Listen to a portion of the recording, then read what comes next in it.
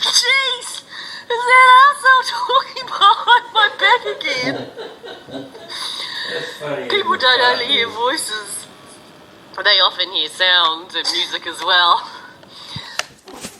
Voices sometimes say rude and inappropriate things that can also be very funny. So next time you hear a voice hearer laughing hilariously, don't be worried, just be glad that they're hearing something funny. September 14 is World Hearing Voices Day. Time to celebrate and encourage diversity within us and amongst us.